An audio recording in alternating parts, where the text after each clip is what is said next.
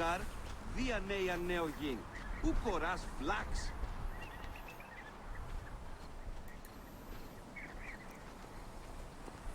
Χαίρε. Τι πράττεις? Βλάξ! Σι ελάβνη χρήου γιγνέστε!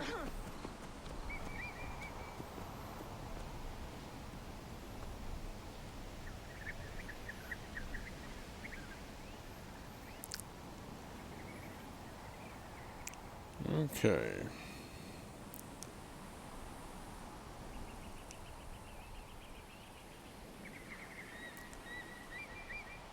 Getting set up for part 2.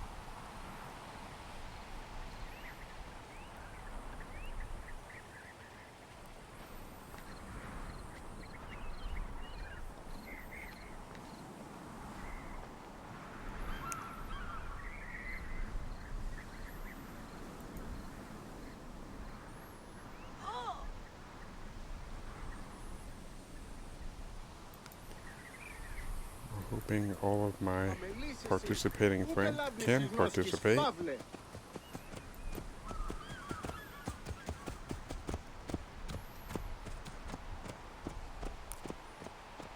And darn it all, I cannot see.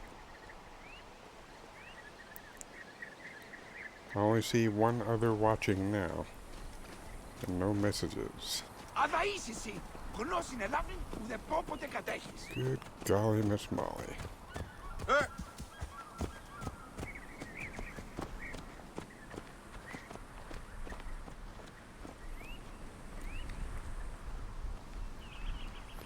No, I can't see anybody comments if...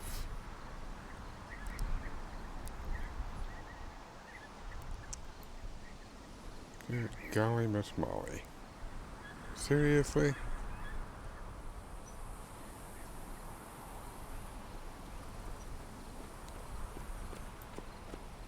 Wonder why this is.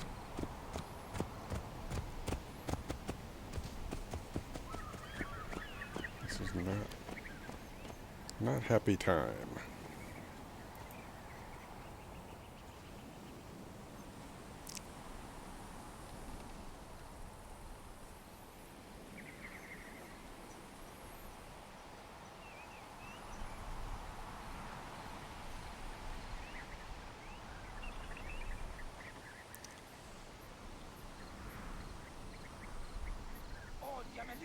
Ούγαρ ελάβνη γιγνώσκες. Την άμαξαν δι του αποφέρει.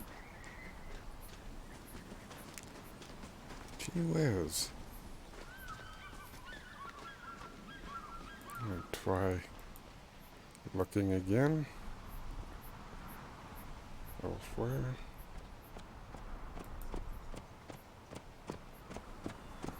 Ιδιώτη, ελάβνη νου γιγνώστης.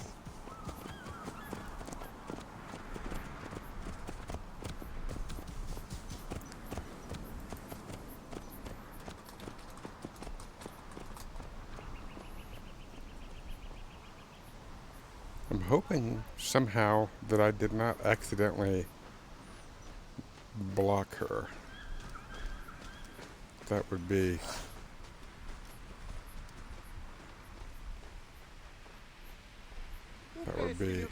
an unbelievably ridiculous thing.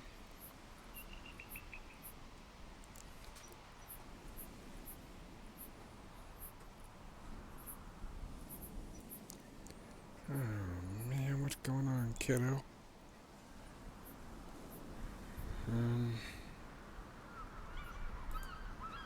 Let's see if there's anything.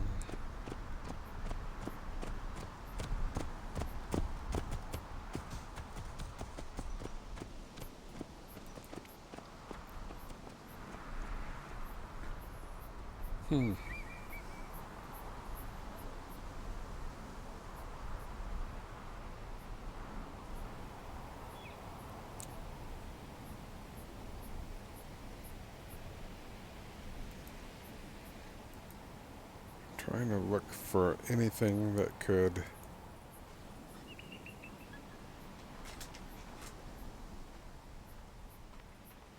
show anything involving interaction with other people. I ain't seeing it. Εσού ελάβνην ούκη γνωσκόμην γε. Χις βέλτιστος. Because I have... I mean, I'm all subbed to... I'm all subbed to Ducky. Ο καλός έβγε.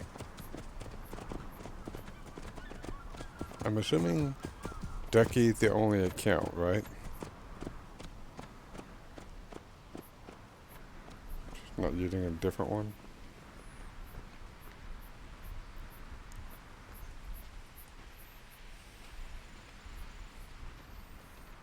Good going, Miss Molly.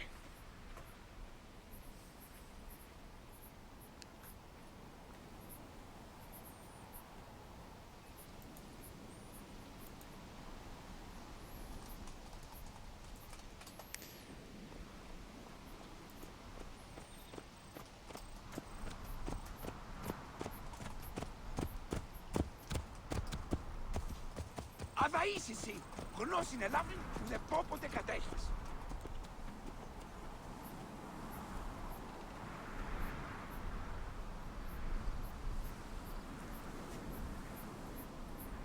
Alright. Hallo, Hund. Stoppen Sie diese Unsinn jetzt. Jetzt. Ja. Ich komme nichts probieren.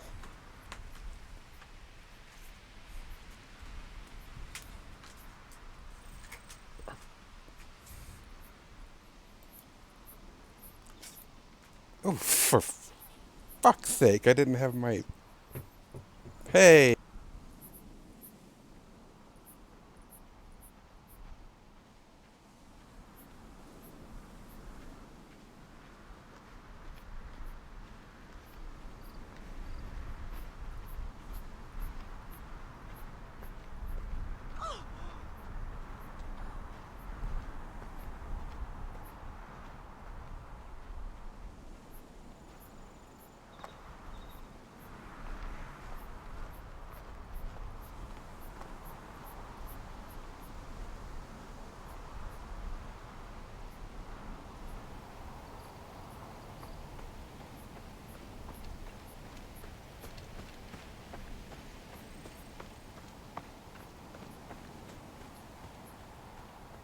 Alright, I'm back.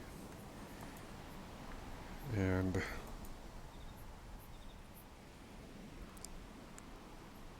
shucks. Well, this is lame. I could try streaming on another channel and seeing what happened there, because I think I have...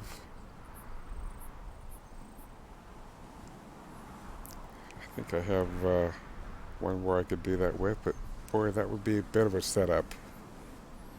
I don't like that a friend of mine can't participate.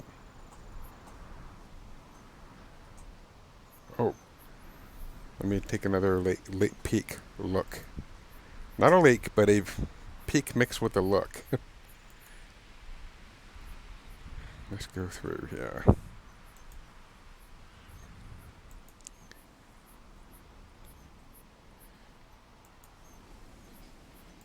Well.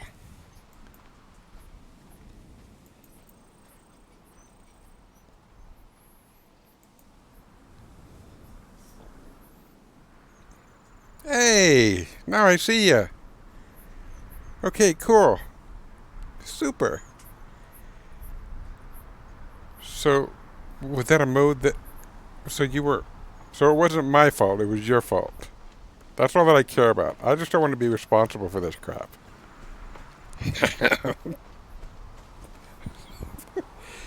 Okay, great. Yay! Well, it's my absolute pleasure to hang out with my kid sisters. I can't think of a better Friday. Incognito. Incognito.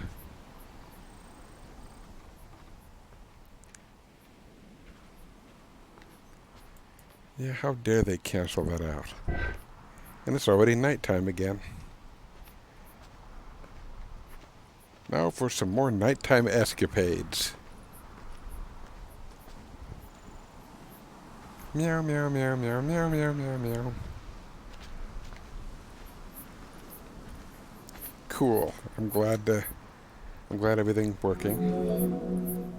For several centuries, the Ferris was one of the highest monuments ever built by man. It measured roughly 110 meters in height, compared to the Pyramid of Giza, which was around 140 meters tall. Gradually, the structure was eroded by earthquakes, and then completely destroyed in 1480 CE, when a fort was built over it. Archaeological excavations on the seabed have uncovered many blocks from the ancient building.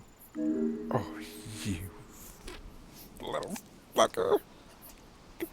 Damn, get you. Oh, I didn't mute.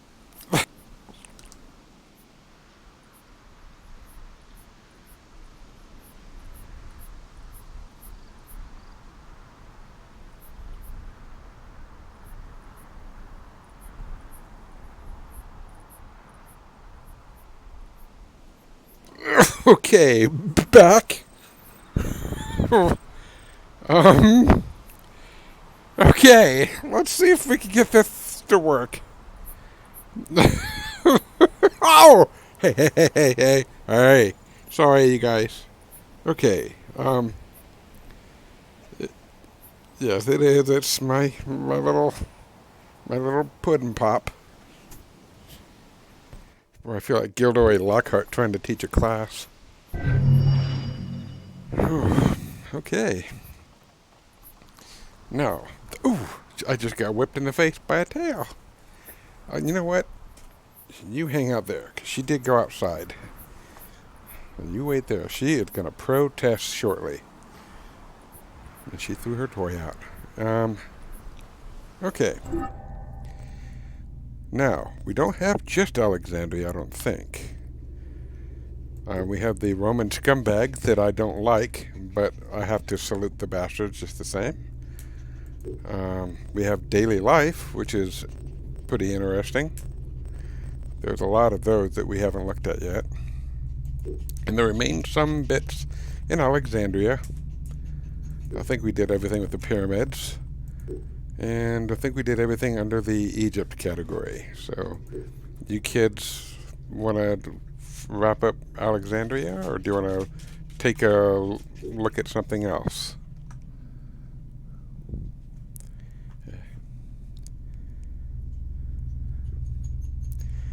Yeah, Lockhart was a sleazeball. Okay. All right, kiddo. You want some more? Let's pick a broad category: Alexandria, daily life, or Romans. We have a few left for Alexandria to do. Okay, well, we're already here, so let's see. We've got the Museum of Alexandria, the Serapeum of Alexandria, the Paneon, and the Hippodrome. The Hippodrome is for horse races.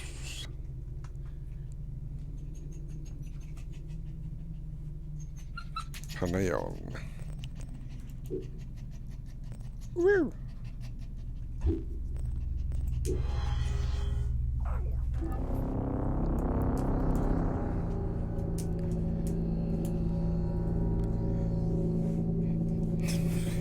Come here, pudding pop. And you need to chill. You need to chill.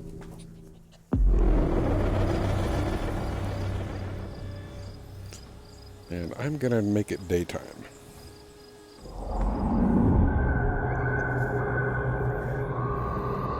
And there are sounds in this game that are conducive for being sleepy.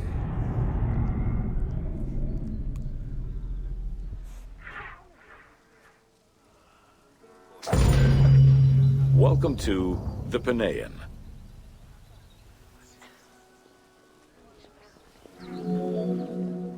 The Paneon was a temple built in honor of the god Pan, divinity of nature. This Greek god, often represented as a half-man, half-goat, with a beard, horns, and goat's hooves, was considered the protector of shepherds and herds. I'm shocked that such a being would be a protector of herds.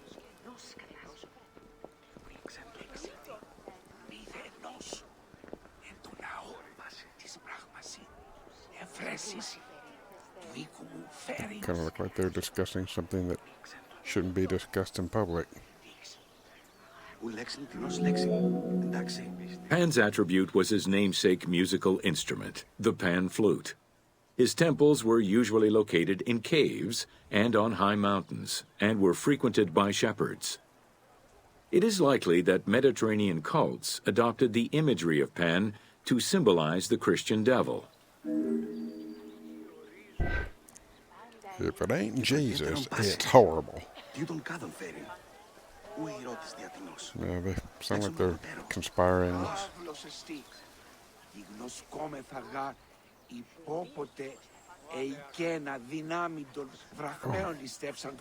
The movement there was courtesy of Cutie, my co-host.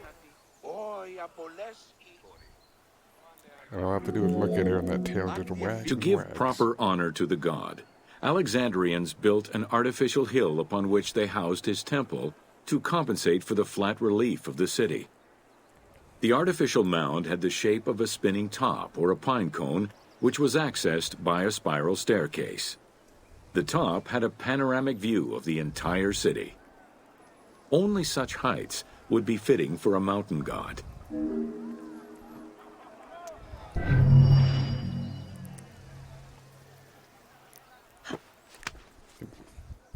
Oops. My doggy's obscuring my view just a little bit.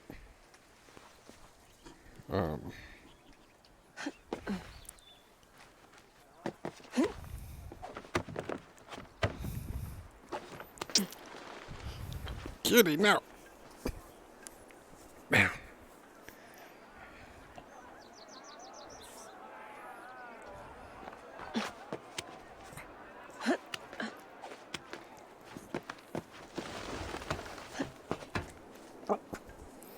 Oh.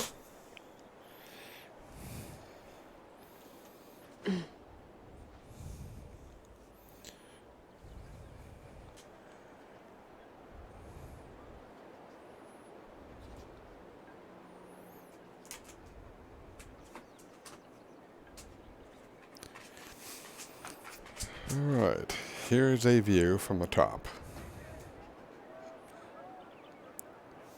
Not that you guys would be overwhelmed by such a thing, but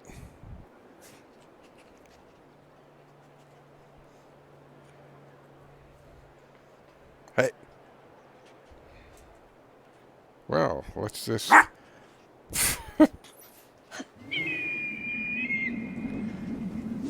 Yes, I meant to do that.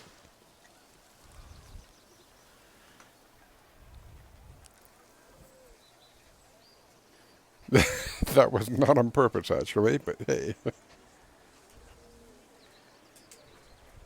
And my cutie helped. That was the Paneon, which is weird. Paneon sounds a lot like Porneon, which is in Corinthia.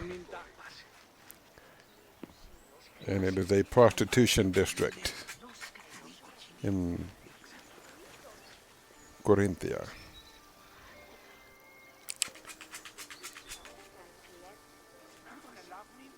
Sorry for the movements.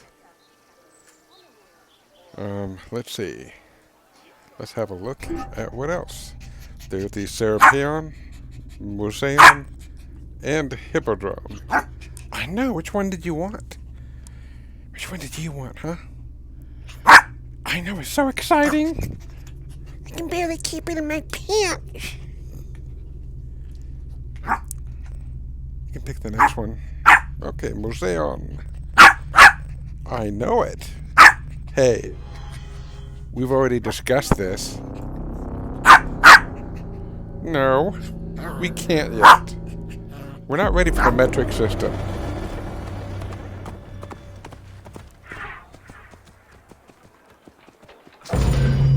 Welcome to the Moseon of Alexandria. Ere, τι πράττεις? Yes. That's what I'm saying. Yeah. Uh-huh. Χαίρε. Χαίρον είσαι.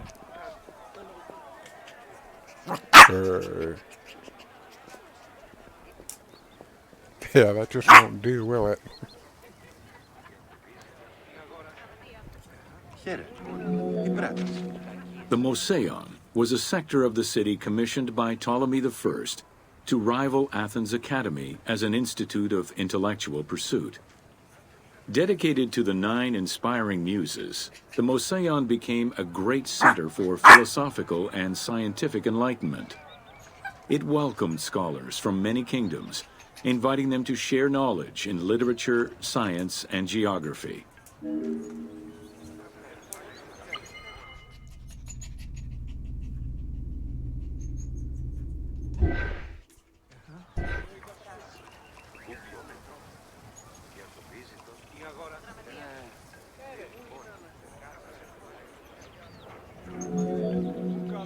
The Moseon was designed so that its buildings and grounds would accommodate free thinking, debate, and presentation. Meeting spaces and theaters surrounded a main courtyard. Expansive gardens were filled with exotic plants that aided in the study and supply of herbs and medicines. A zoo offered the study of animal behavior and physiology. Also among the Moseon's many star attractions was its astronomical observatory. Προσεύχουν πάση. Κρινέων γε χαριστέα ουδέ πλέον θεράπην ιδέα. Παρά του παυσάτα παντές κρινέα. Τάχα. Κατάβμα σε αυτούς απεστάλην είναι αχθέων θυνέν. Εμού πταρίν η νίγανε εγκάστης οψέων. Ούν οράν της κρινέως που λέμε εν το νέο. I wish I could speak some Greek. That is one language I know almost nothing. Herophilus was a physician who lived most of his life in Alexandria. He was able to perform the dissection of human cadavers on a large scale due to the permissiveness of the city in such matters. Among many other discoveries, he learned that the brain was central to the human nervous system. He also extensively mapped the blood system and measured the pulse with the aid of a water clock. It is reported that in his thirst to understand human anatomy, he performed 600 vivisections on live prisoners. Oh, jeez.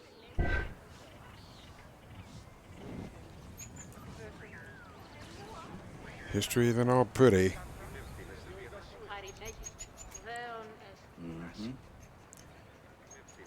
These people are, I think, past the point of caring. I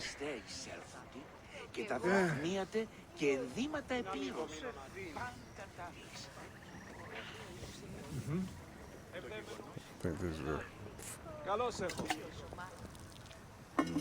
folks getting embalmed.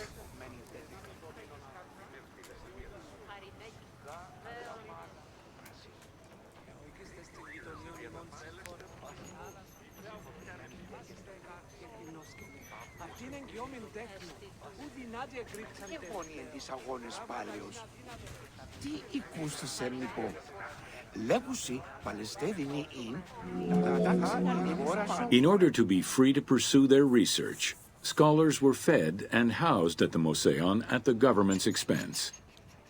This freedom provided Alexandria's scholars a meeting space for intellectual pursuits and a haven for spiritual peace.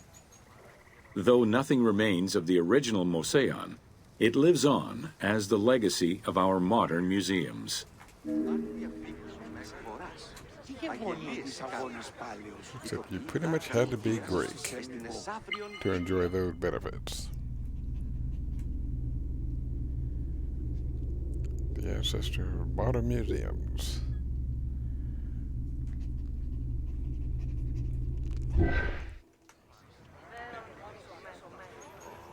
Let's go to Egypt.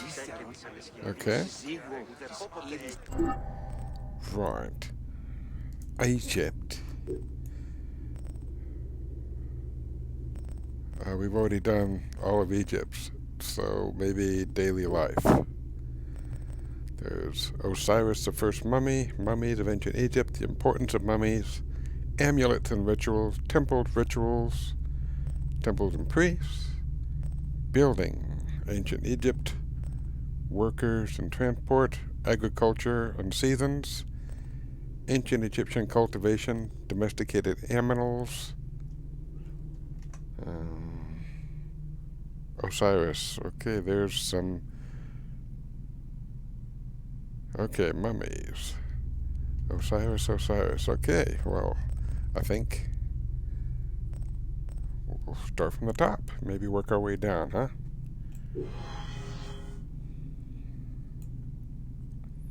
Yep. F the current tour.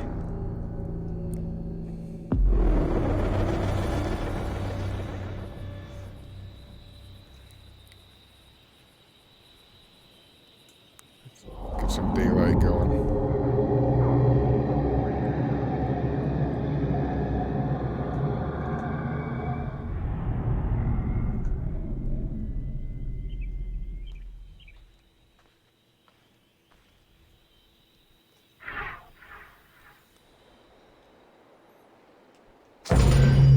Welcome to Osiris, the first mummy.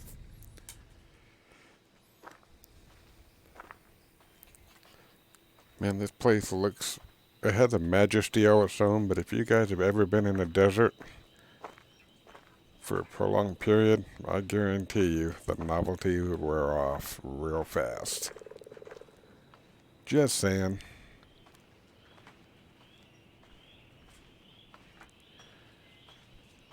But I do love the way it looks, and at nighttime, you cannot beat the night sky of the desert in contemporary times of Nevada.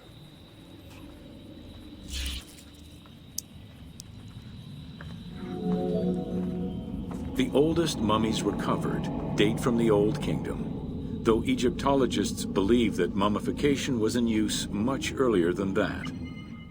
At first, the body was mummified through environmental desiccation, by leveraging the dryness of the environment and the heat of the climate. Early experimentations in mummification were conducted with the use of resin made from tree sap. Strips of linen were only used on some superficial parts of the epidermis of the hands or jaw.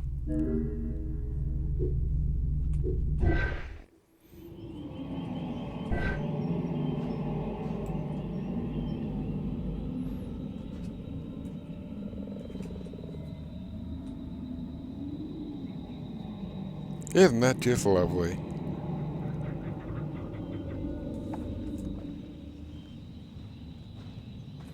But even by this time, such mummies would have been ancient.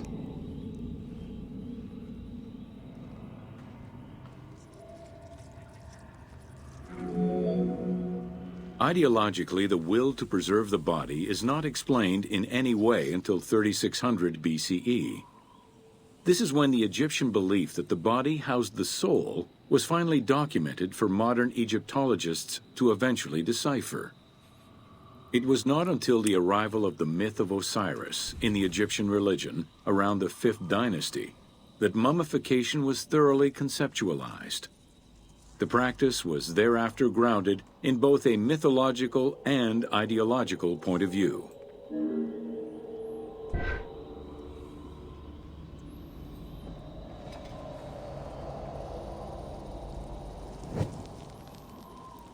Just lit a torch.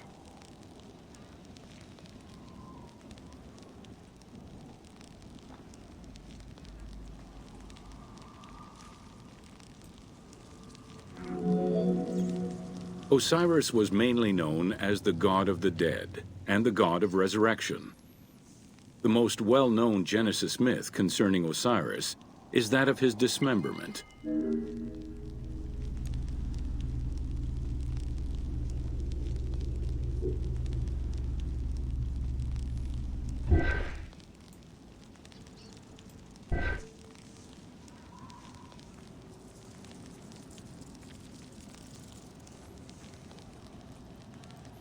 I would love for something like this to be doable in VR.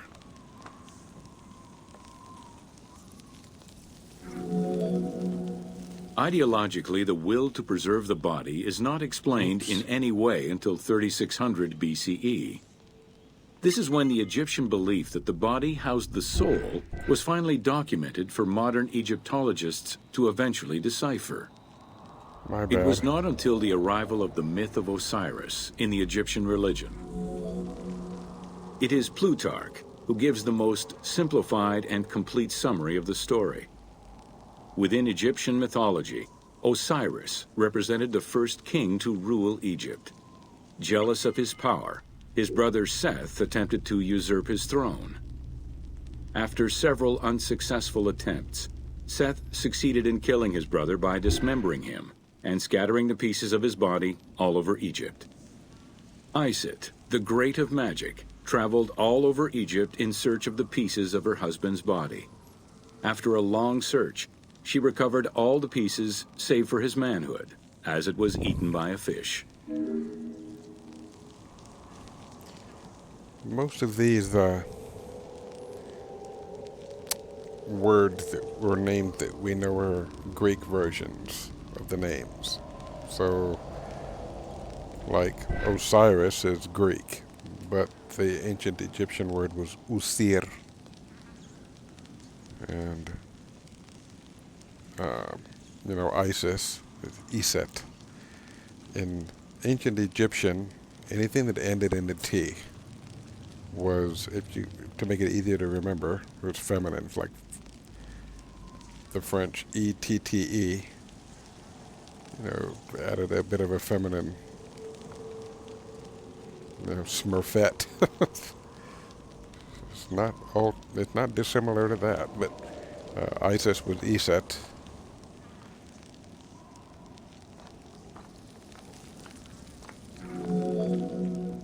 Isis then reassembled the body of her husband by binding it together with strips of linen. Aided by her sister Nephthys, another powerful magician, they gave Osiris the breath of life. This not only brought him back from the dead, but also allowed him to recover his virility long enough to impregnate Isis, thus ensuring his succession before, once more, dying. Thus Horus was born. Man, I wish I could see you guys' chat live, and I usually use my cell phone to facilitate that, but... Oh, Iset, Nephthys, and Horus. But some of the ancient Egyptian names have no similarity. The ritual used to bring Osiris back to life essentially depicts how he became the first mummy. It is why, on the sarcophagi of kings, we often find Isis and Nephthys represented as the magicians who restore life to the deceased.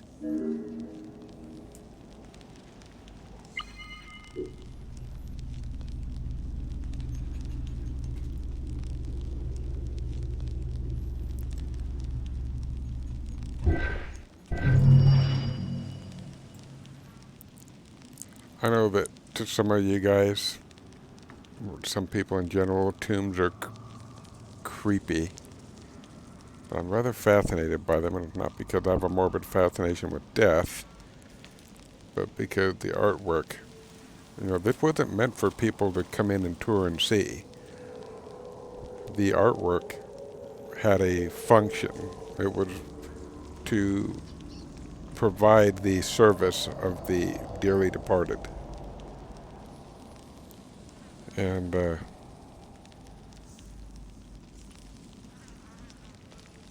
our Horus. But yeah, Isis and Iset. But like Thoth, I don't think that was Egyptian. I think Thoth was Greek, because the Egyptian word for the name Thoth was, I think, Jehuti, which I don't know where you get Thoth from Jehuti.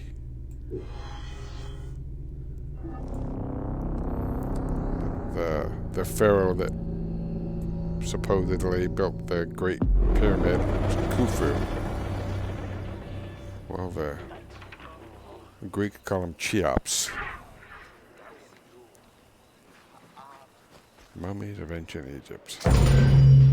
Welcome to Mummies of Ancient Egypt. I love their architecture.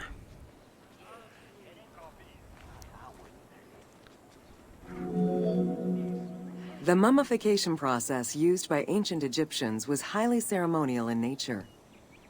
The different types of mummification took into account the social level and richness of the deceased and even included animals. The most expensive was that reserved for the pharaoh and the royal family, as well as some of the wealthiest members of the court.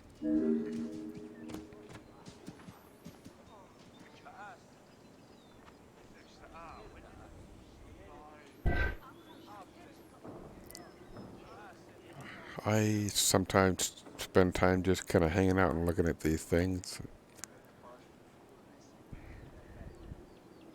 I just think they look neat. I love the hyper-style halls and the artwork. Now, what I will say that I can tell by observing that these were late kingdom style coffins and sarcophagi. But the portraits on there, that is a Greek addition. The Greeks were better at making 3D portraits.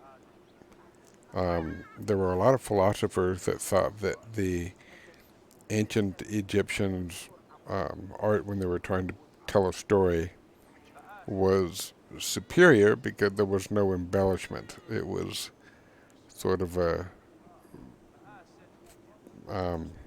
straightforward message. I'm not sure I subscribe to that.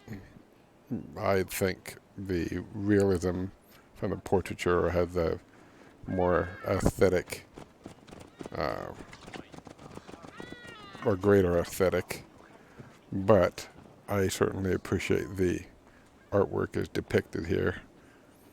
And I think the main reason that their artwork stayed this way was because there was a stylistic convention, a very rigid, conservative stylistic convention, and it had to be precise and done to specifications all times.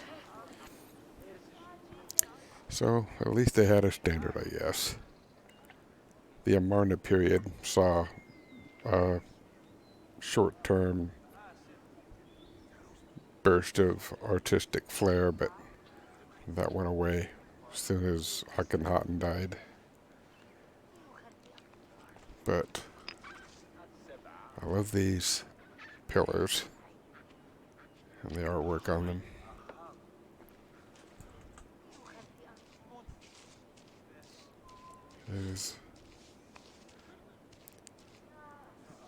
They didn't paint on mud. They painted on plaster, and I think that was limestone. The pillars were limestone. So yeah, it's not mud, and limestone, I think, isn't overly porous.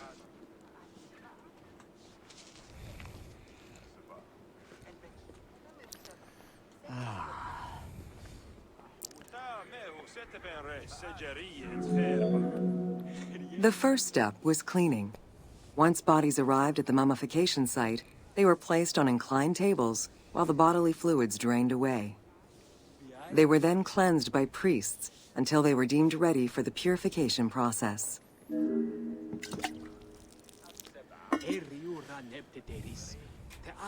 And whatever purification process you got was contingent on your ability to pay.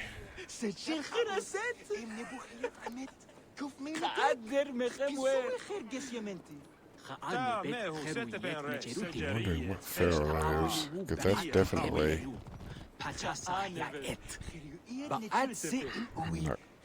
versed enough to know via cartouche. I'm wondering if it's no, it's not coffee. Amenemhat, I think. Amenemhat. Anyway, sorry. Derp derp.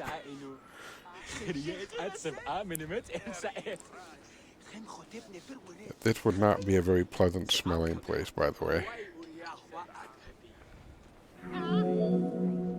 The purification of the body began with a libation from sacred water. The priest then fumigated the body with terebinth resin. After the ritual cleansing, priests used oils, spices, and all kinds of essences to further purify the body of the deceased. Finally, all body hair was meticulously removed.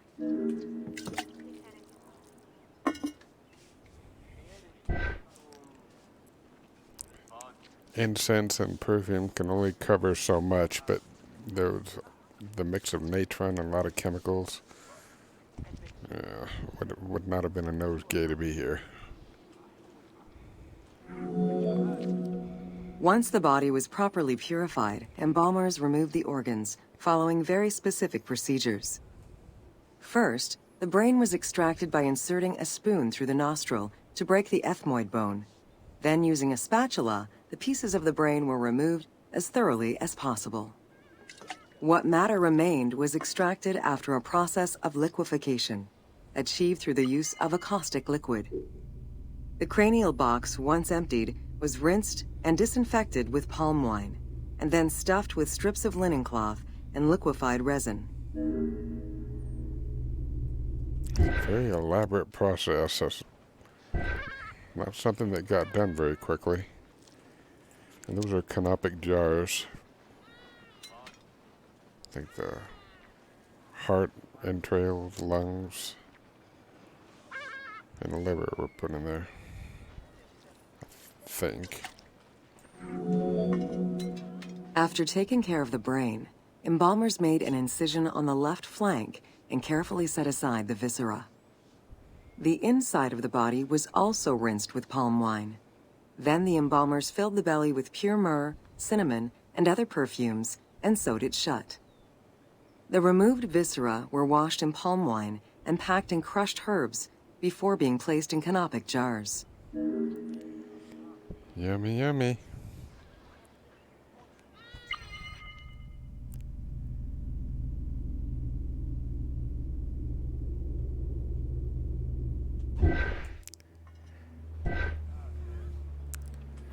Hope you guys aren't overly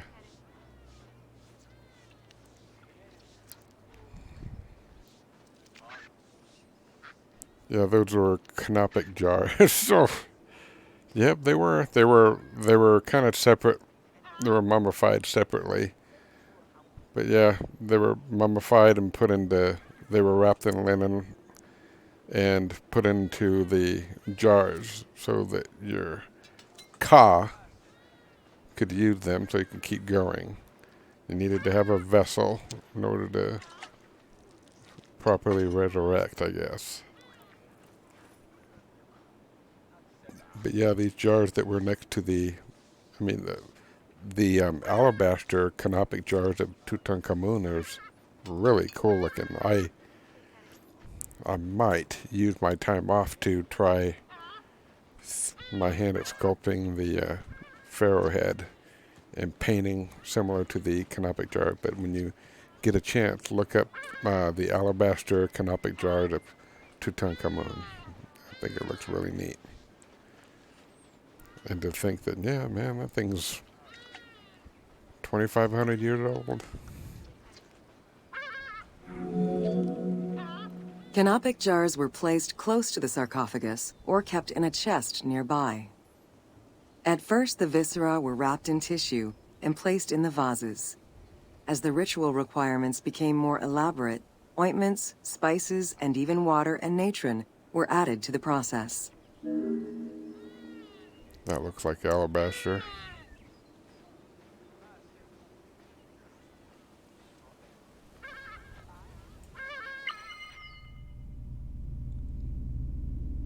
A canopic box of King Sebejemsaf.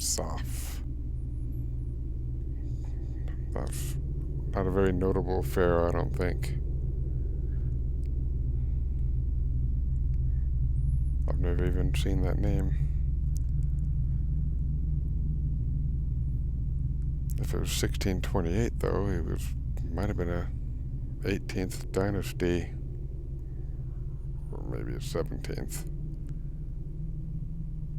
Doesn't matter. Anyway. They used to have an alabaster. They used to have an alabaster quarry. And you're not dumb. You know, first of all, don't ever say that. I mean, think of it in terms of don't talk about my kid sister like that. But just because you don't obsess on something you don't know, it doesn't make you stupid. My mom, she's in her 70s, and she thought Cleopatra was pure Egyptian. She didn't realize that the Greeks were ever there. That Cleopatra is not even an Egyptian name. You know, Hatshepsut's an Egyptian name. You know, Nefertiti, Nefertari. Yeah. Those are Egyptian names. Towards the middle of the New Kingdom, canopic jars assumed the appearance of the 4 sons of Horus. They were known as the protectors of the viscera. These protectors had their own guardians, each a goddess of the dead. Imseti, the human-headed god, protected the liver and was protected by the goddess Iset. Hapi, the baboon-headed god, protected the lungs and was protected by the goddess Nephthys. Dumut-Ef, the jackal-headed god, protected the stomach and was protected by the goddess Neith.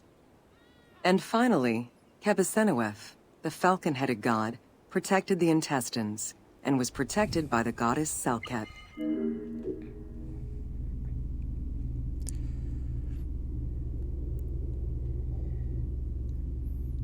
I don't know what stones these jars are made out of, these particular ones, but I'm sure limestone was a very common one. But if you were upper class, like really high up, you could probably get alabaster stones. And they're not dumb questions. There's no such thing as a dumb question. Just if you have a question, ask it. And if I can, I'm happy to try and answer it.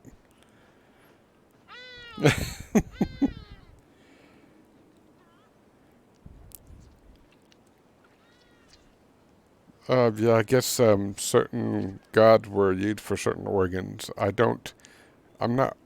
haven't dedicated myself to memorizing which gods were even the canopic gods, or which ones guard which organ, but I'm pretty sure that there was one for the heart, one for the viscera, and one for the liver, and one for the lungs.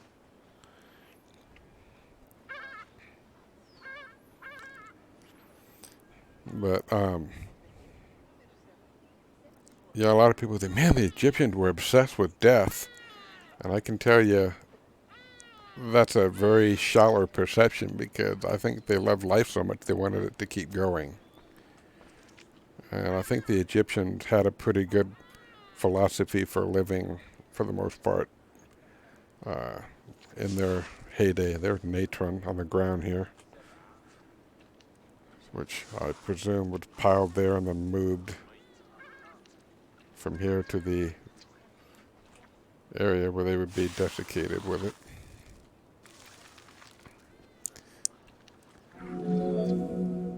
Natron is a naturally occurring mineral found in evaporite.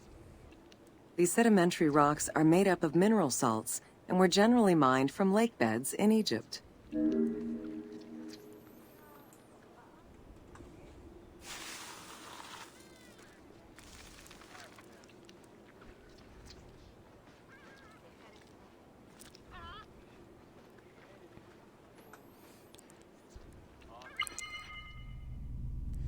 And natron turns your skin to crap after a while. And those guys that mined it had to have short lifespans. breathing it in all the time. Not a healthy line of work. And neither was quarrying, especially granite. Embalmers used natron as a desiccant to dry the flesh and stop the corpse's putrefaction process. Once the body was cleansed and eviscerated, the deceased was covered in natron for about 40 days.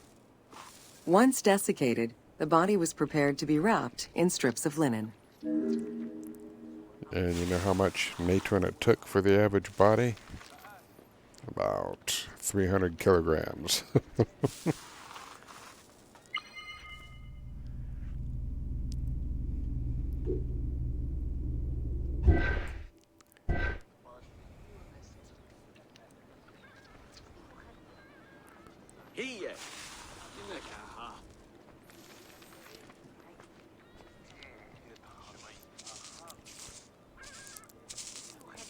Here. When ancient Egypt had its down periods, they always came back, but during intermediate periods where there would be civil strife that could last 100 years or more, they were occupied by a foreign power for a while. Their artwork kind of went downhill a little bit in their ability to sculpt, because the pharaohs weren't commissioning projects anymore. Check out the linen. That's very valuable material there. And this is, I think, a replication of something that was found in Tutankhamun's tomb.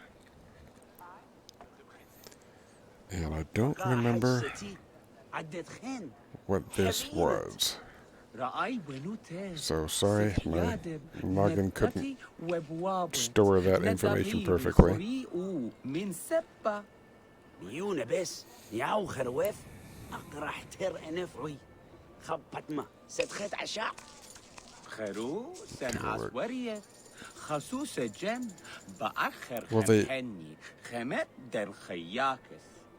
yeah, 600 pounds, yeah. 300 kilograms of natron salt for one person.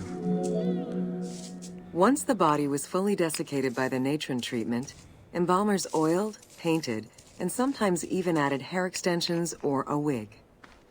They often used a henna-based antiseptic preparation to give the body a more colorful and lively appearance while preparing it to resist molds and fungi.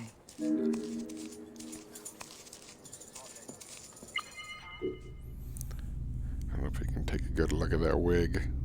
A lot of times the wigs were made of human hair. And that actually, this looks like a male wig, I think, but I don't know for sure. The female wigs were even, and right down the middle it was parted.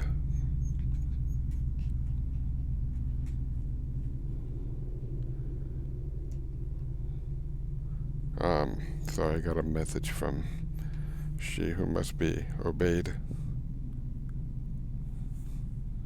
My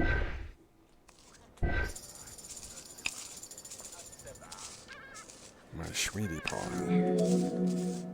Next came the phase which gave mummies their most well-known appearance, the wrapping. Originally, each part of the body was wrapped separately. Men had their arms crossed on their chests, while women had the right arm folded over their breasts and the left arm stretched along the body. However, techniques evolved over time.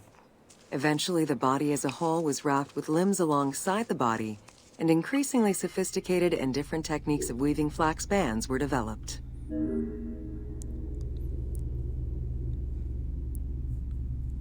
Just a moment.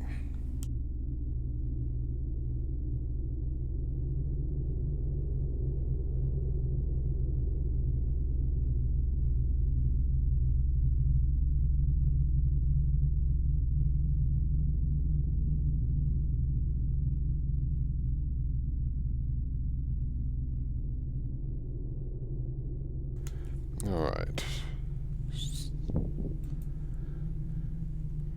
I've seen worse mummies than this one, for sure. But yeah, 1000 BC, so 3,000 years ago. It's not bad preservation for 3,000 years.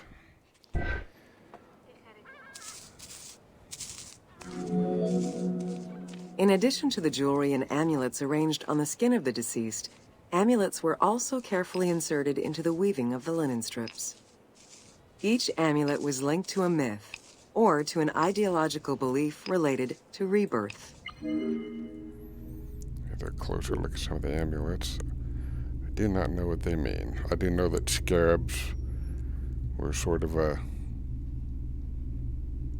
I don't know, like empowerment to life. The ancient Egyptian word for life was Ankh, which is represented by that cross with the loop.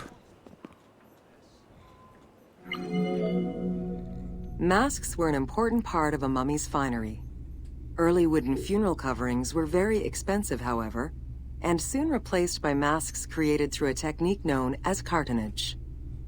Masks fashioned with this method were created by laying several layers of linen or papyrus pulp on a base made of mud or straw. Cartonnage was used for more than funerary masks. Ornaments and the animal coffins of the late period were also made in such a fashion. And, well, the best way that they've managed to keep the mummies preserved was the climate there. If it was humid and moist,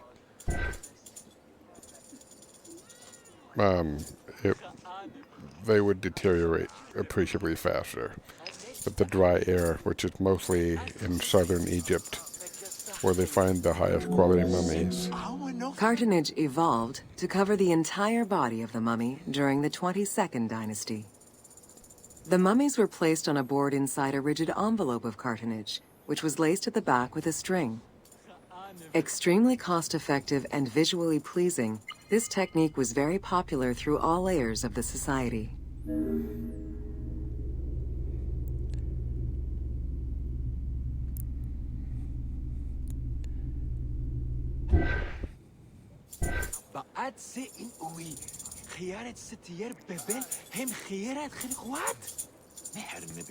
So like the papyrus that were kept in southern Egypt, they're still viable. But in the north, near the delta, the Wajwer, the Mediterranean Sea.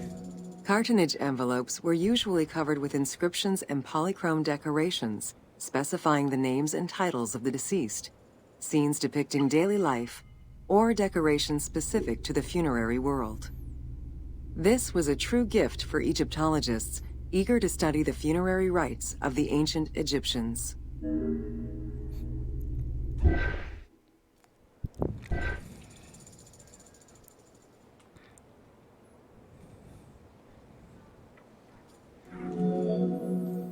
Once the mummy was properly wrapped and adorned, the embalmers proceeded with the ceremony of the opening of the mouth.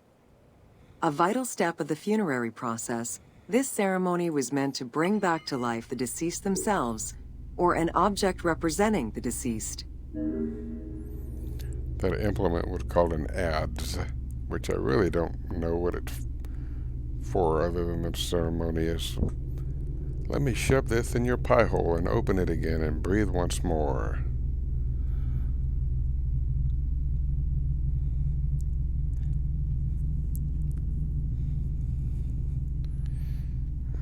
Let's take a look at that.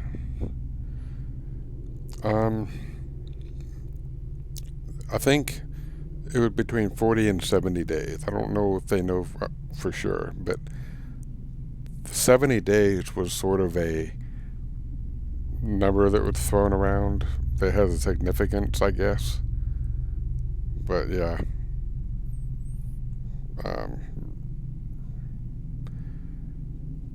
For obvious reasons, like if somebody were particularly pretty when they'd pass away, they'd usually the family would sometimes wait 3 days before taking them to an embalmer because charges were levied from time to time.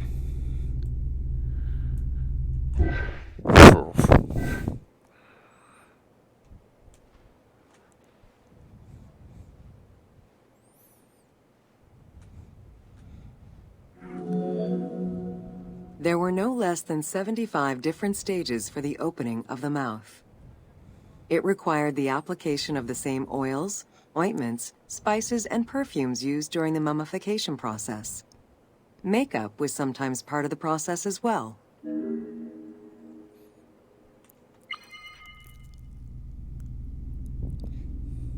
And I do believe these on the right were made of alabaster. I don't know what this is made of.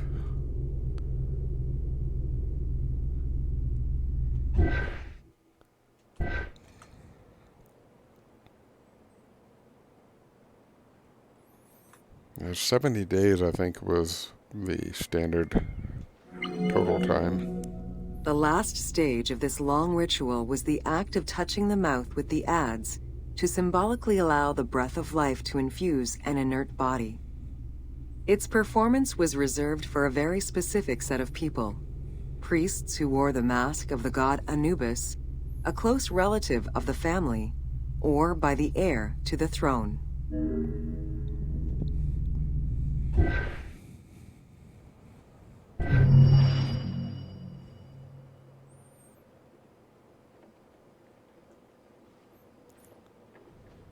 I wish you could turn these things off so you can get a better look at the environment. I mean, you can do it while you play the game, but you see the check marks all over the place. Time for another cough drop. Through the walls, and it's kind of, I don't know, it's kind of an eyesore and a detractor.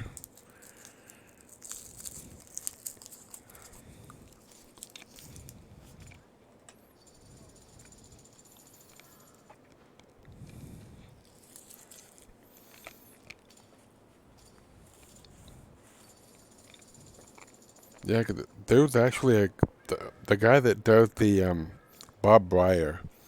He actually had a TV show where he literally took a cadaver and using the ancient Egyptian methods made a mummy with him.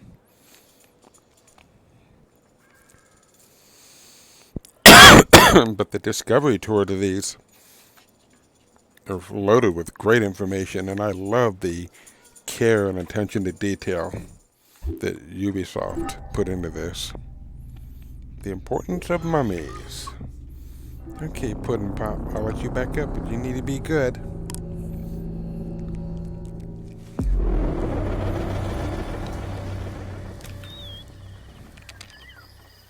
Okay.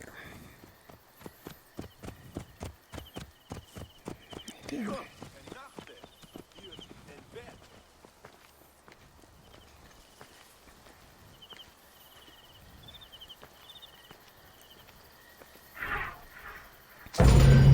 Welcome to The Importance of Mummies.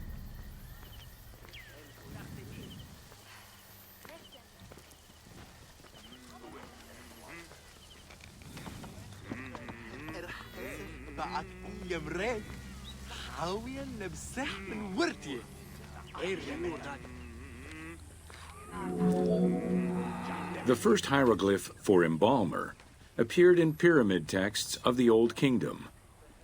It is likely that embalming was a trade that progressed alongside the evolution of ancient Egyptian funeral practices. While we still know nothing of how embalming came to be a profession, we do know that embalmers had a hierarchy, and that each embalmer specialized in a specific phase of the mummification process.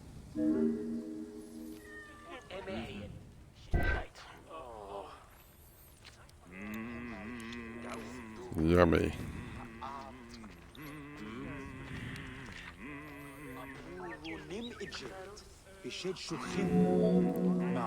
The mummification techniques were jealously guarded by embalmers from generation to generation.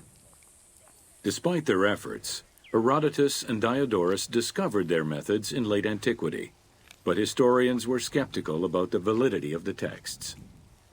It remained a mystery until two teams of modern medical legal scientists confirmed the process in 1994 and again in 2011. That would be Bob Breyer in '94. He did one of the great courses that I listened to on Audible, and I think you can even see his lectures online, like on YouTube for free. But he literally, his specialty was mummies. And I don't agree with his assertion, but Herodotus, I think he was, I have mixed feelings about him. He got a lot of stuff right. Some of the stuff was very good. Some of the stuff was pure crap. And he had a bit of a disdain for Egyptian culture, because he thought it was outrageous how egalitarian their society was compared to theirs. Like women going to the market, that's just absurd. And men sewing at the house. And he proceeded to write that the women went to the bathroom standing up, went pee-pee standing up, and men went pee-pee sitting down. Classy. The Uabet, meaning the pure place, was where the embalmers mummified the bodies of the deceased. Until the end of the Middle Kingdom, it was located in tents at the edges of the city due to the smell of decomposition. In the New Kingdom, however, the Uabet was located within the city limits, though still in open-air spaces. In the same way that the practices and techniques of mummification evolved, so possibly did consideration towards embalmers within ancient Egyptian society. I'm pretty sure that's alabaster. These things on the side. But the thing is, if these are embalmers tooled, what the hell are they?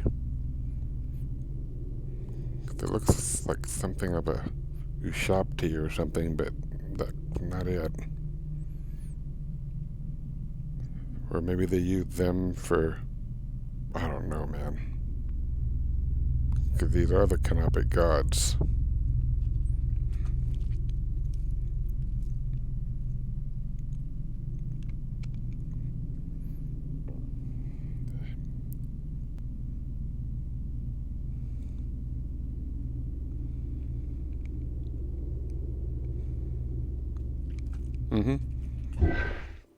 But they can't be jars of the organs. They're too small.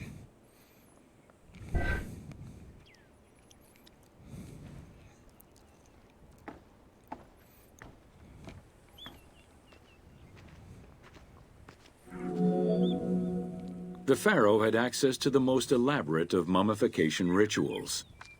The richer citizens of Egypt also enjoyed complex embalming options, though none of them allowed for the removal of the brain or viscera. After purifying the body, embalmers injected a liquid through the rectum, sealed it, and allowed the mixture to settle. They then plunged the body into natron for up to 40 days. Once the body was dried, the seal was removed, and the entrails flowed out with the injected liquid, leaving the skin and bones of the deceased to be wrapped in linen and returned to the family for burial.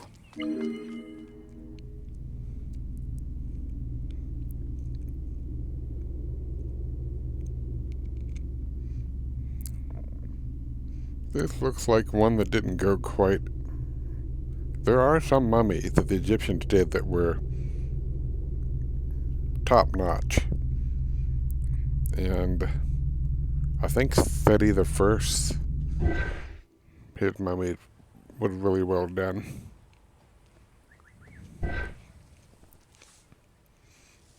And some embalmers had better skill than others.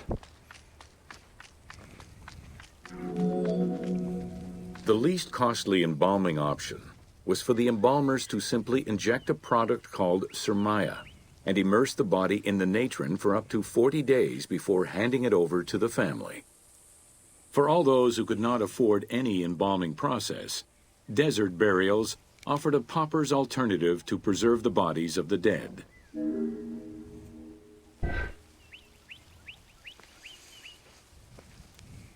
Man. That's...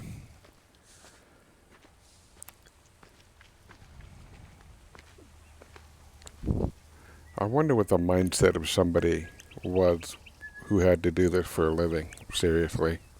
You had to have had quite the philosophy. Egyptian civilization has always appealed to Westerners, even before the Greek and Roman invasions. As early as the Middle Ages, mummies discovered by travelers were often sent back to Europe. Curio cabinets, dating from the 16th and 17th centuries, usually included pharaonic artifacts in their collections.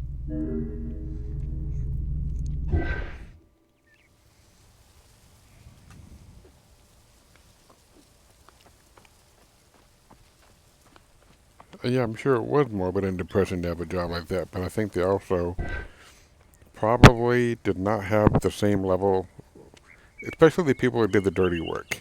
They didn't have the real piety, I don't think. The Egyptomania phenomenon was heralded by Napoleon Bonaparte's Egyptian campaign, which lasted from 1798 to 1802. The following years were marked by a resurgence of interest from rich enthusiasts and scholars who exposed Egypt to the general populace. Many research societies focusing on Egyptology were founded during those years. I think that statue on the right, I don't know who it is, but might be appreciably older than these ones on the left. Looks a lot like Effery, but I can't see. But these all look like Old Kingdom. Oh, shit. All I had to do was read that. Never mind. Well, anyway, long story short, these are over 4,000 years old right now. Like, more like 4,500 years old, all these. But that is made of, that's not basalt, that's diorite, which is harder than granite. And look how smooth that is. I don't think that even with our modern tools you can get an artist to do so well with diorite.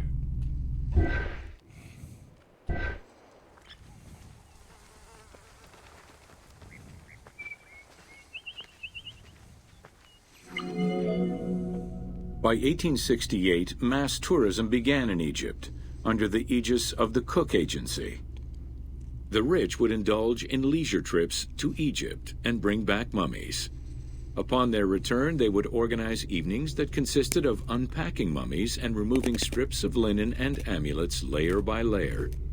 These were considered the shining cultural events of the season. The Egyptian collections of many a museum were founded as a consequence of this mass pillaging. God.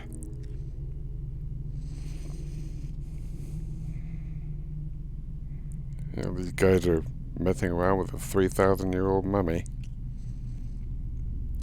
With still had anthropoid features visible. That's... I don't mind these things being in museums. But if somebody's collector's piece, there's just something about it that seems vulgar to me. But, oh well.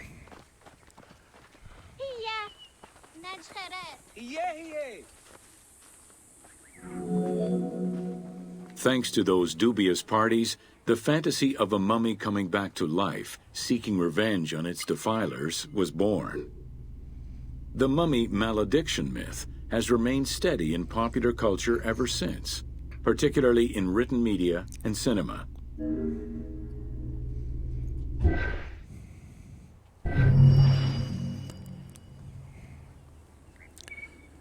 Some of these mummies' curses can be easily explained by stale air and dormant bacteria that gets re-energized when it gets oxygen to it. So if you open up a tomb, man, you need to let it air out for a while.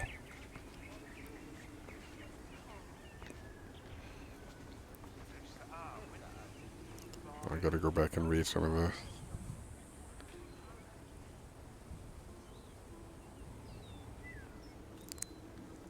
Darkness is. What? Darkness is! Oop, I scared my puppy dog. Kid sister's beating my arse.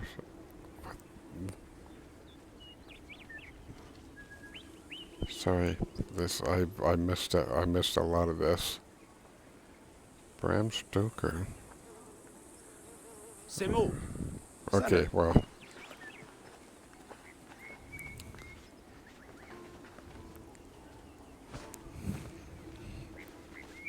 This is my favorite place to hang out. I think this is the Temple of Sekhmet in Yamu. And this is my favorite easy to go to temple. Or one of them. It's got a little bit of everything. The only thing that sucks is that in this game there's no place that's Greek free. You know, the pure Egyptian, everything is. The only thing that's pure Egyptian are these afterlife depictions. Otherwise, you got Greeks saying, "Get out of the way, you shit eater," and Romans screaming things in Latin.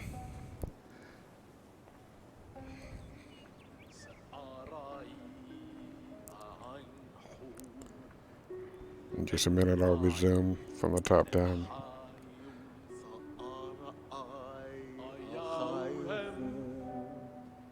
That's like the sound inside the temple.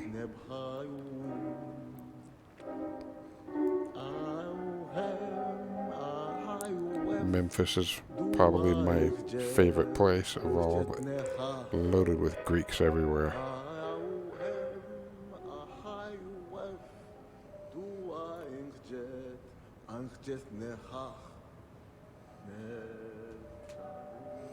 I don't think I can pick up this in the tour part. Yeah. Okay.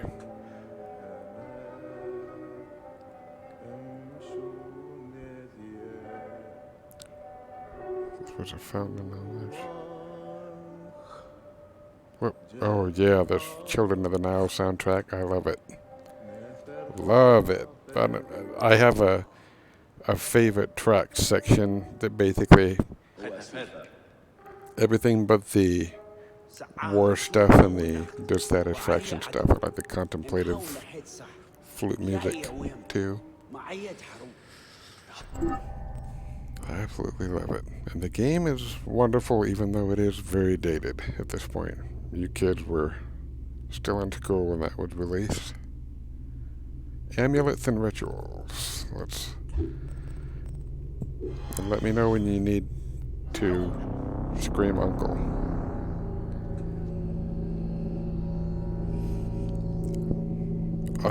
Sure, I'll do that.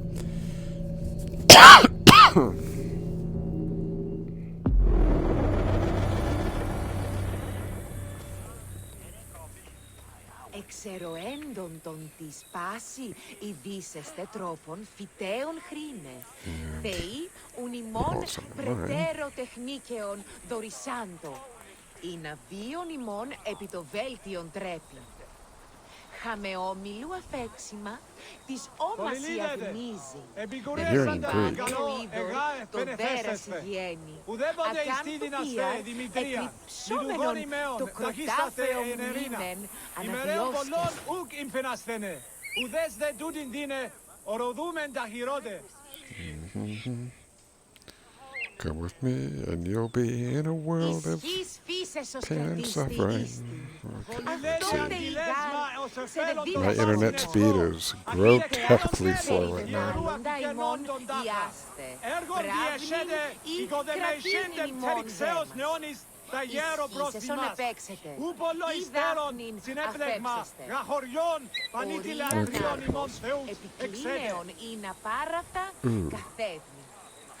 Ερπίλου, χώνης, δε επιπλήξεων, Wow. δώματι παράς.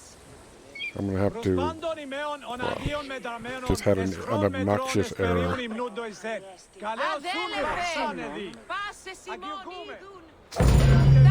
Welcome to Amulets and Rituals. Hey, ladies.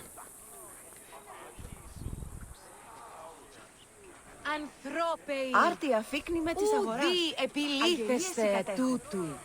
Την οικάδε εόρτην θεάσης εισέτ.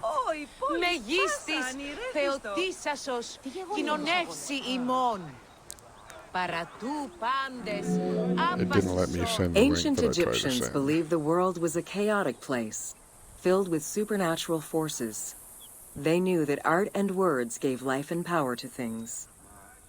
Carved with images from hieroglyphs or in the shapes of gods, amulets were highly personal objects that warded off dangers and disease while attracting success. Some amulets were temporary, intended to solve a specific problem, while others were meant to be worn forever into the afterlife.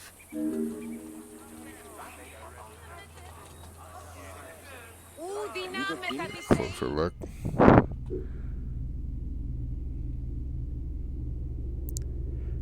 The stuff that was more refined, these are made of faience, I'm pretty sure.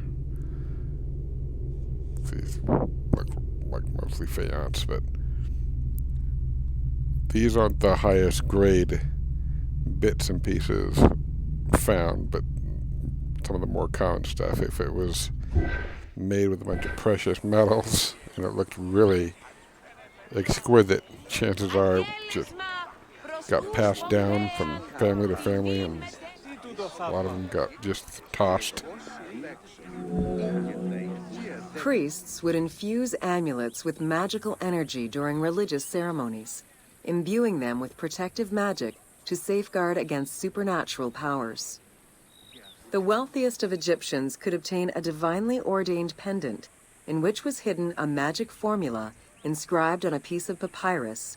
It would act as a unique spell tailored to the owner.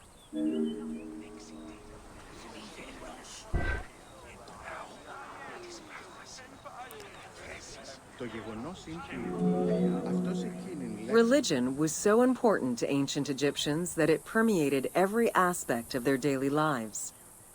Since water was the source of life and had the symbolism of purifying the body and the soul, all daily routines began with ablutions. Personal prayers to the gods were sometimes written or spoken, with family prayers passed down through generations.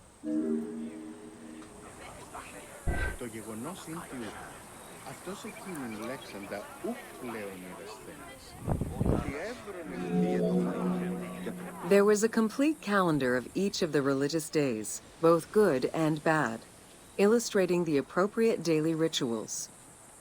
Along with wine, milk, and ointments, offerings to the gods consisted of small amulets to life-size statues and family shrines. During the Greco-Roman period, offerings to the gods consisted of mummified animals, cats for Bastet, dogs for Anubis, and birds for Thoth.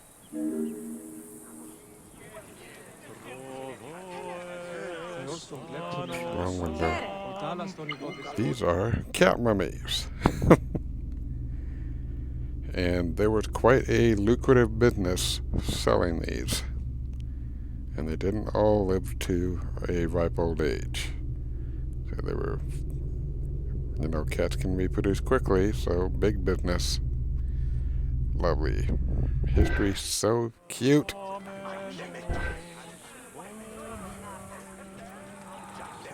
Sometimes they put some bird bones or bones from dinner into a jar and say, oh yeah, here's a mummified creature in there for you to make your sacrifice and say your prayers.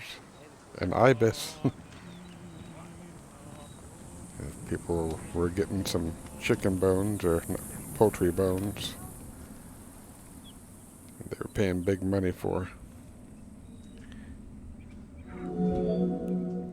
Deemed messengers of the gods, oracles offered guidance and judgment for all Egyptians, regardless of status. Crucial advice was offered on everything from day-to-day farming management to a pharaoh's decision on whether to start a war. Oracles were often used to decide legal issues.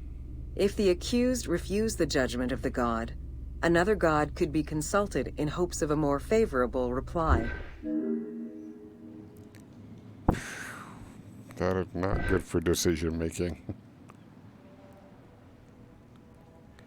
But, as with everything else historically, It was oracles that guided the Greek sailor Batos to the coast of Libya, where he founded a colony known as Cyrene. During Alexander the Great's campaign to conquer Persia, he consulted the oracle at the Temple of Amun within the oasis of Siwa, and was subsequently ordained a divine being. the superstitions often kept people in check. And it's sad to say that people don't just do good for the sake of doing good. I mean, the best of us do. The worst of us are worried about supernatural retribution for misbehaving. So, we would normally want to do all kinds of evil, but because we don't want to go to hell, we don't do that. Which to me is a very shallow reason to not be a dick.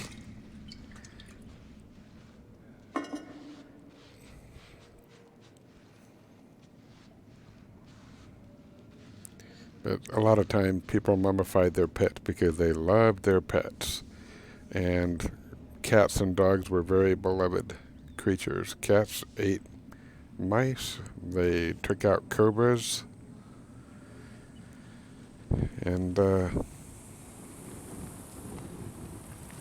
even attacked scorpions and stuff. They did it, out of habit, but also it served the family. Their grain didn't get eaten up.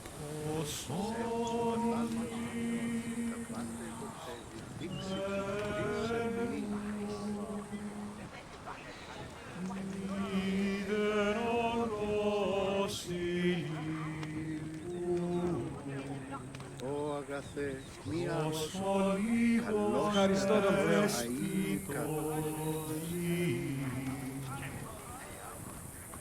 Το τέλος ο χρόνος Πάντα ρε και ουδένα κύριε, αλλαγέ πολλές συμβαίνουσαν και Διός βοηθεί.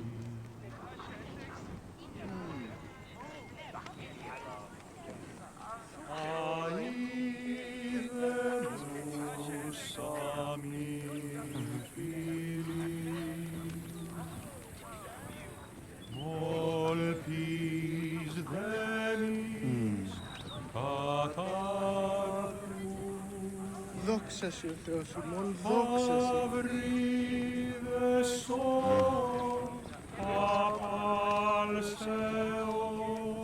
Ευτυχώς επέρασε η θύελα.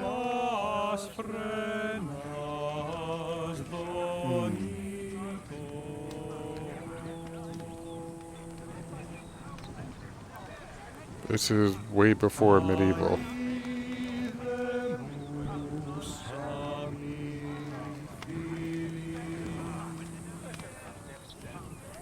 Where did you think the monks got their inspiration from? Oops. Temples and rituals. That might be a fun one.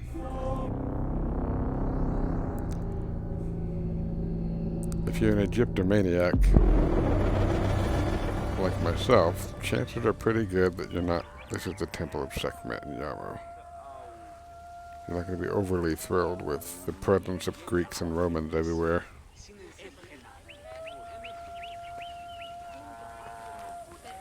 Oh, I like these. see if I can avoid this. Aw. Welcome to Temples and Rituals of Ancient Egypt. I like these. These are neat.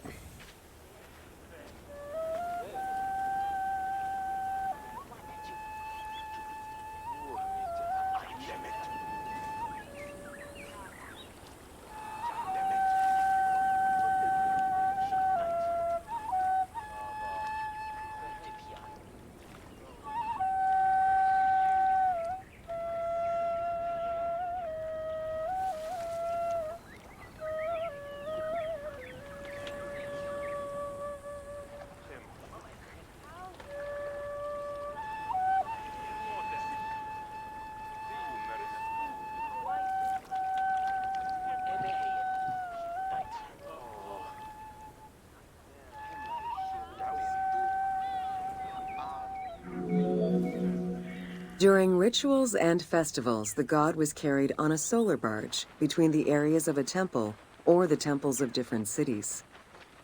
Funerary carvings and paintings covering thousands of years, as well as the Book of the Dead, depict the same ship and oar design.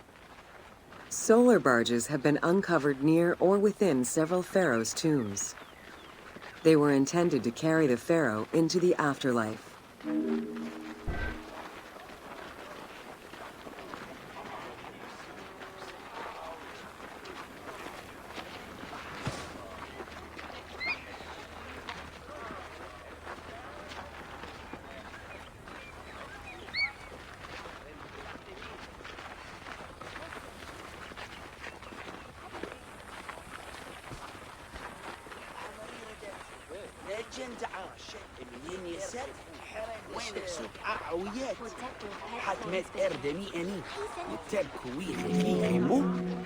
Ancient Egyptians believed that Ra, the sun god, traveled the skies in a boat known as the solar barge.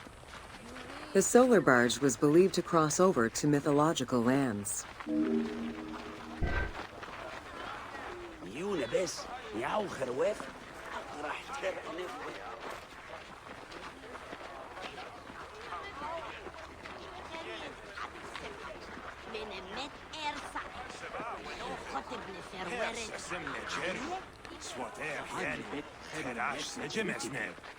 وبيت خير خيرو يخد غادو ما خيشم هاو من أخير ما خود خمو مسود دشو صارت ريو رانر تتايرس تعاهد بيه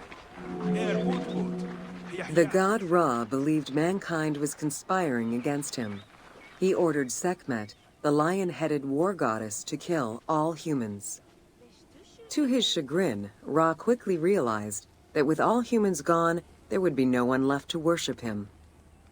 In order to stop the rampaging Sekhmet, beer was brewed and dyed red with pomegranate juice to resemble blood. Sekhmet drank every drop of the brew she could find, eventually passing out drunk. When she awoke, she was calmer, and her lion visage had changed into Bastet. The festival of drunkenness was celebrated in honor of that myth. Basically, an excuse to get drunk and high. Like Thanksgiving is an excuse to get stuffed and go into a carb coma. But you add sophistication when you give a religious connotation to it.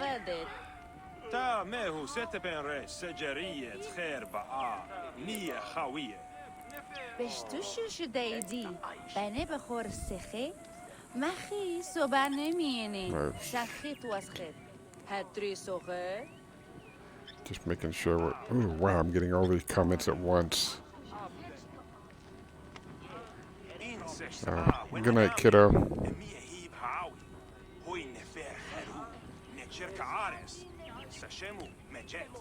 Yeah, I knew she was going to be a tired ducky.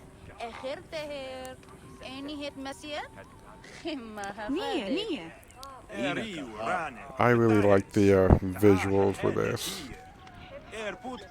And I know this is superficial, but I really think this looks pretty. These decorations, the colors. And I don't consider, even though these folks were superstitious, I really don't consider them primitive savages. They knew a lot more about cooperation than people do even today. It wasn't a single artist that made these statues, the lions, or those obelisks.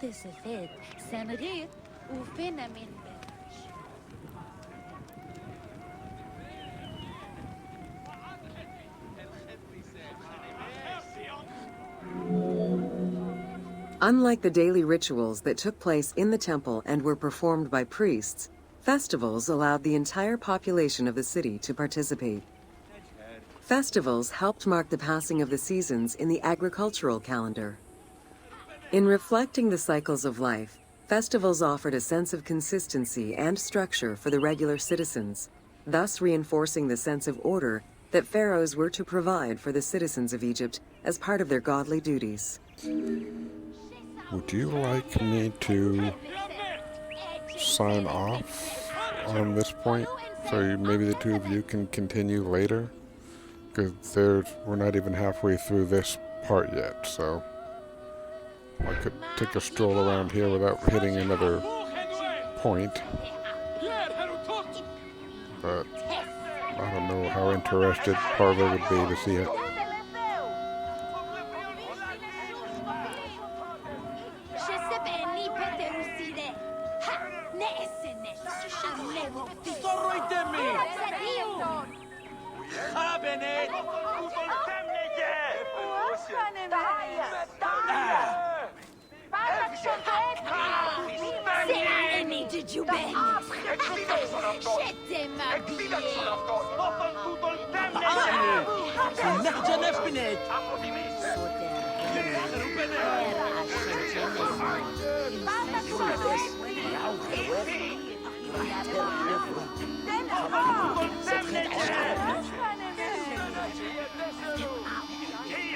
Alright, well, I'm off this next week, so I mean, I would prefer a weekend thing where I don't have to be interrupted by anything, but however you guys want to do it, because if you're going to turn in soon, I don't see why you could, poop us both out. But I will go ahead and sign off for now, and perhaps we can continue this again. I enjoyed hanging out, and next time I will have a setup so I can see your chats sooner, because that got to be a bit of a drag to have to alt-tab and look. But fair wind for now, and thanks for hanging out, and until next time.